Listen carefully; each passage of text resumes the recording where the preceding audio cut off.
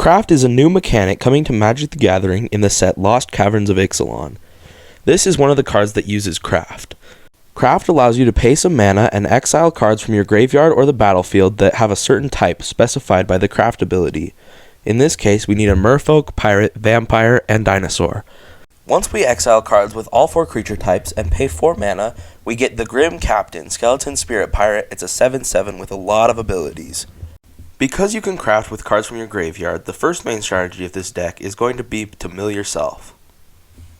Throne of the Grim Captain, the front side of this card, has repeated mill ability to tap to mill 2 cards. This will be really helpful. In my version of the deck, I run Seed of Hope, which is 1 mana to mill 2 cards, gain 2 life, and if we accidentally mill a Throne of the Grim Captain, we can get it back into our hand.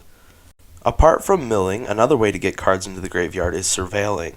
This is arguably better because we get to choose what cards we're putting into the graveyard and draw the rest. Even better than surveil is discarding cards, because if we already have one of our creatures in hand, we want to be able to get it into the graveyard. That's why Chart a Course is a good inclusion. We get to see 2 cards, then put any card from our hand into the graveyard. So now that we can put a lot of cards into the graveyard, what cards are we trying to put into the graveyard? We needed a dinosaur, merfolk, pirate, and a vampire. We can mark off 2 of these boxes with Galta and Mavrin, the legendary dinosaur vampire.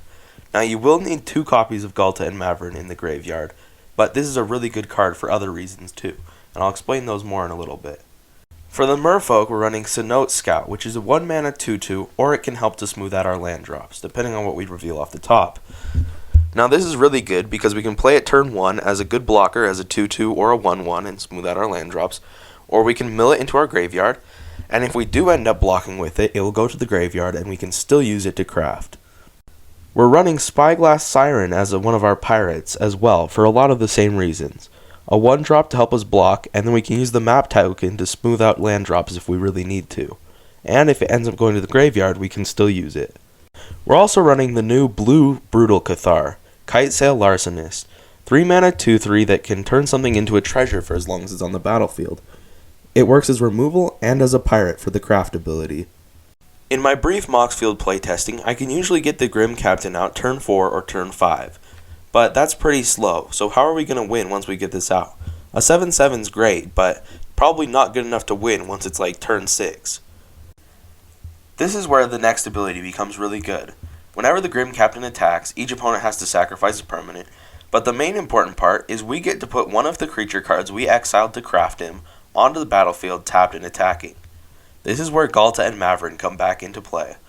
When the Grim Captain attacks, we'll choose to play Galta and Mavrin for free, and it will be tapped and attacking.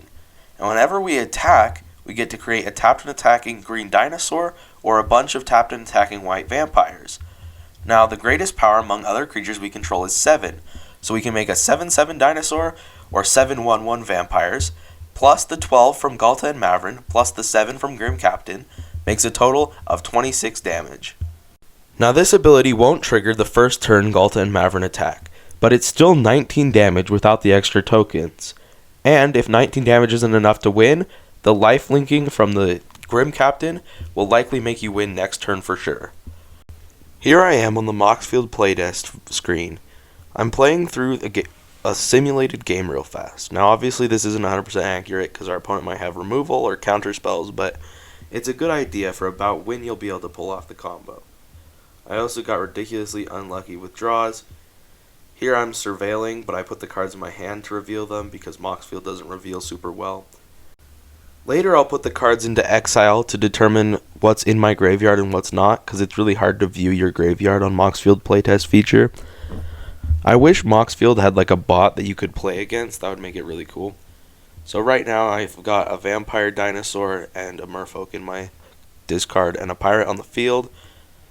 So I'm working to just get the last one. Now there's a lot of artifact removal in standard. That's why I'm like pretending that my opponent probably has some. So I'm keeping Throne of the Grim Captain in hand. You can watch through the rest of this, or you can click off and go watch another one of my videos.